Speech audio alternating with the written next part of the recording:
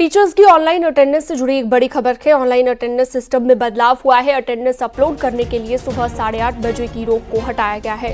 Teachers tablet के जरिए school के किसी भी समय स्कूल में हाजिरी लगा सकेंगे। बेसिक शिक्षा परिषद के 1,33,000 सरकारी स्कूलों में तैनात 6 लाख से ज्यादा शिक्षकों को बड़ी राहत मिली है और शिक्षकों को आ रही दिक्कतों को ध्यान में रखते हुए बदलाव किए गए हैं। टीचर्स अब टैबलेट के जरिए स्कूल के समय में किसी भी वक्त हाजिरी लगा सकेंगे। डीजी ने सभी अधिकारियों के साथ समीक्षा की थी और टीचरों की ऑनलाइन अटेंडेंस से जुड़ी ये खबर है, जहां पर सिस्टम में बदलाव हुआ है।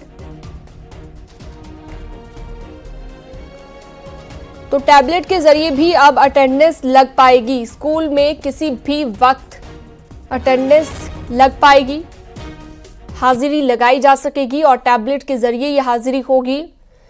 ये एक बदलाव अटेंडेंस सिस्टम में किया गया है। सुबह 8:30 बजे तक ही पहले एंट्री हो पाती थी। 6 लाख से ज्यादा शिक्षक हैं जिन्हें इस फैसले के बाद राहत मिल गई है। ये बड़ी जानकारी इस वक्त न्यूज़ 18 आपको दे रहा है। ऑनलाइन अटेंडेंस सिस्टम में बदलाव किया गया है और ये बदलाव लाखों टीचर्स के लिए फायदेमंद है, क्योंकि इसके जरिए सटीक डाटा पहुंच पाएगा। संकेत मिश्रा हमारे साथ लाइव जुड़ चुके हैं लखनऊ से ज्यादा जानकारी के साथ। संकेत, पहले था कि सुबह 8:30 बजे तक ही आप अपनी अटेंडेंस लगा सकते थे, लेकिन अब सिस्टम में बदलाव हुआ। क्या मायने इस फैसले के निकाले जाएं और क्या इसकी जरूरत आ पड़ी?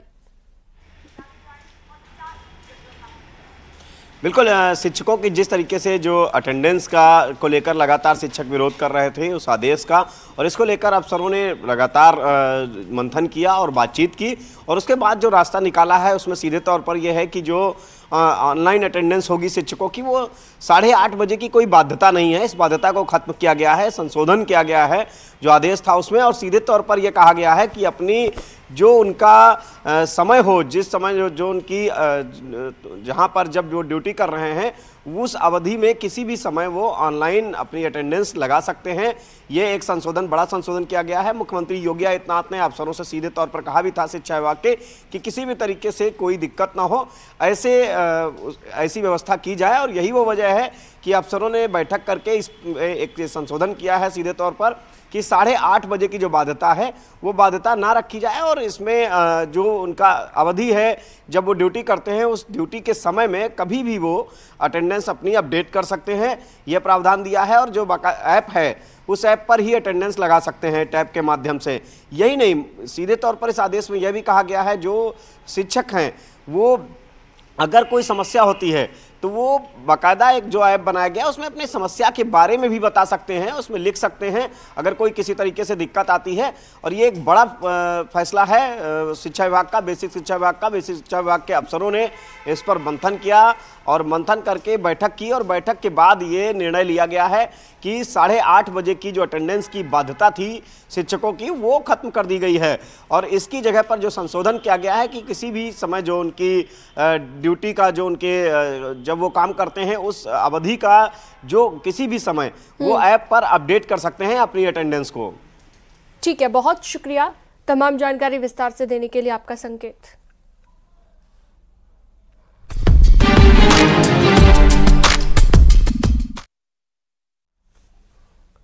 मॉनसून के आते ही पहाड़ क्या, मैदान क्या, हर जगह पर त्राहिमाम मचा हुआ है। देश के कई राज्य बाढ़ की चपेट में आ गए हैं। यूपी से लेकर एमपी, बिहार और महाराष्ट्र तक बारिश की जद में कई जिले आ चुके हैं। बड़ी खबर यह है कि यूपी के कई जिले बाढ़ की चपेट में हैं और कई नदियां बाढ़ से प्रभावित हैं। कई खतरे के निशान से ऊपर बह रही हैं। गांव के गांव टापू में तब्दील हो गए हैं। नेपाल की नदियों में आई बाढ़ का असर नेपाल से सटे जिलों पर पड़ रहा है और यही हाल बिहार का है। वहां पर भी कई जिले बाढ़ की चपेट में आ गए हैं। कोसी नदी के पानी में कई गांव डूब चुके हैं। राहत और बचाव कार्य तेजी से चल रहा है।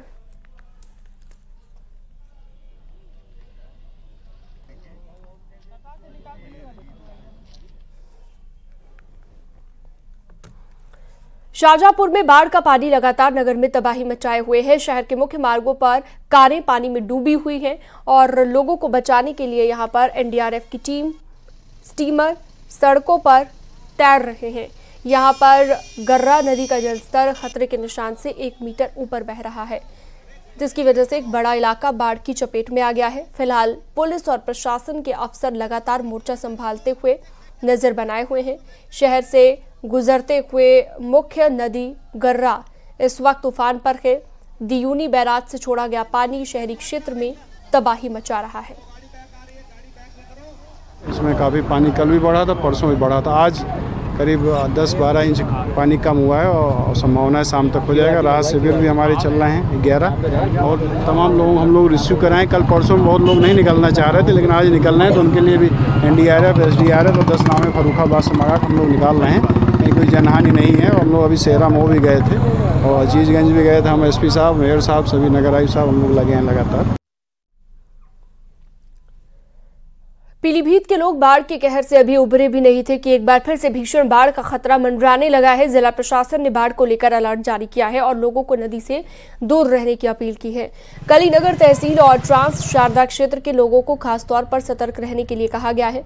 बनबसा बैराज से 1.5 से लेकर 2 लाख क्यूसेक पानी छोड़े जाने की संभावना है, जिसके चलते पीलीभीत में बाढ़ का खतरा एक बार फिर से मंडराने लगा है। पानी और ज्यादा बढ़ गया है हमारे घर में। गोरखपुर में मानसून और नेपाल से छोड़े गए पानी की वजह से शहर के निचले इलाकों में जलभराव से जनजीवन प्रभावित हुआ है। सरयू और राप्ती नदी का जलस्तर लगातार बढ़ रहा है। इससे शहर से लेकर देहात तक के इलाकों में लोगों को काफी दिक्कतों का सामना करना पड़ रहा है। कछार क्षेत्र के इलाकों की स्थिति सबसे खराब है। किसानों के सामने बाढ़ का संकट है। उनकी पूरी फसलें पानी में डूब गई हैं। वहीं शहर के बहरामपुर, रामपुर, नया गांव, महेवा समेत 20 से ज्यादा इलाकों में जलभराव की स्थिति है। ADM वित्त ने बताया कि DM ने राप्ती नदी स्थल का निरीक्षण किया है। साथ ही बाढ़ से बचाव के लिए तरकुलानी बंधे का बांध का जायजा भी लिया गया है।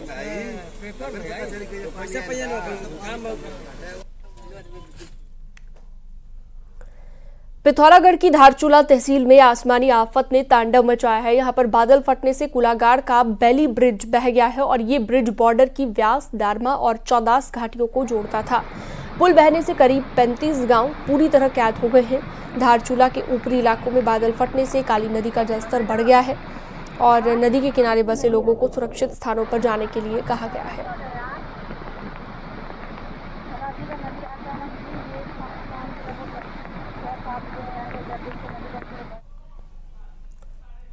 चाइना बॉर्डर को जोड़ने वाली लिपुलेख रोड की बदहाली आदि कैलाश यात्रा पर भारी पड़ी है। हालात ये हो गए हैं कि बरसात में लगातार हो रहे लैंडस्लाइड को देखते हुए यात्रा पर पूरी तरह रोक लगानी पड़ रही है।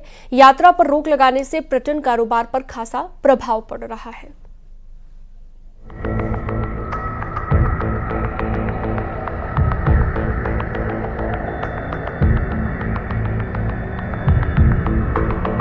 धारचूला को लिपुलेख बॉर्डर से जोड़ने वाली रोड पर भले ही 4 साल से गाड़ियां चल रही हों, लेकिन ये रोड अभी भी सुरक्षित नहीं है। खासकर बारिश के सीजन में इस रोड में सफर करना मौत को दावत देने से कम नहीं है। 80 किलोमीटर की लिपुलेख रोड पर एक नहीं बल्कि दर्जनों जगह पर बोल्डर्स की बरसात होती है। ऐसे में जहां रोड कई दिनों तक बंद रहती है, वहीं स्थानीय लोग हो या फिर सैलानी कोई भी हादसे का शिकार हो सकता है। रोड की बदहाली को देखते हुए प्रशासन ने आदि कैलाश यात्रा पर रोक लगा दी है। ये आदि कैलाश यात्रा जो धारचूला से आगे जो रोड है अभी अंडर कंस्ट्रक्शन है, तो मानसून के वजह से कई जगह ब्लॉकेज है, भूस्खलन हो रहा है, कई जगह वो रोड बंद है। इस वजह से ये अंशकालीन रोक है। जैसे ये रोड सुचारू हो जाएगा इसके बाद ये रोक है। सीजन की पहली बरसात में ही ये रोड दर्जनों जगह बंद हो गई है।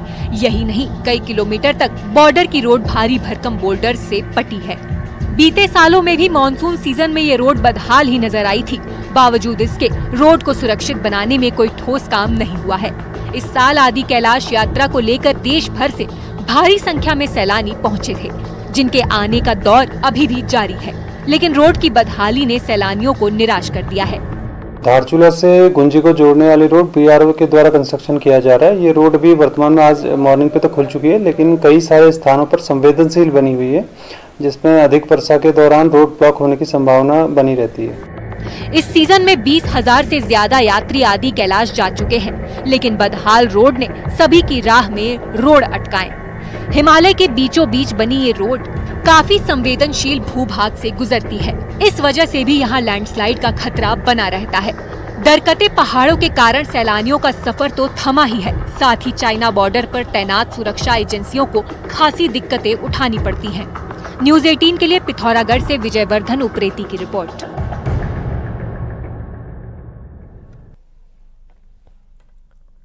आगरा में चोरों ने गिफ्ट सेंटर की दुकान को निशाना बनाया और दुकान के गले में रखे लगभग 10,000 रुपयों पर हाथ साफ कर लिया। चोरी की घटना सीसीटीवी में कैद हो गई है। मामला थाना खीरागढ़ क्षेत्र के कस्बे का बताया जा रहा है। कस्बे में एक गिफ्ट सेंटर के नाम की दुकान है। शुक्रवार शाम को एक युवक ग्राहक बनकर दुकान के अंदर आया था और गिफ्ट दिखाने की बात कही। गिफ्ट निकालने के लिए जैसे ही दुकान का कर्मचारी दूसरी तरफ गया, तभी शातिर ने गले में रखे लगभग 10,000 रुपए निकाल लिए और पैसे चोरी करके फरार हो गया।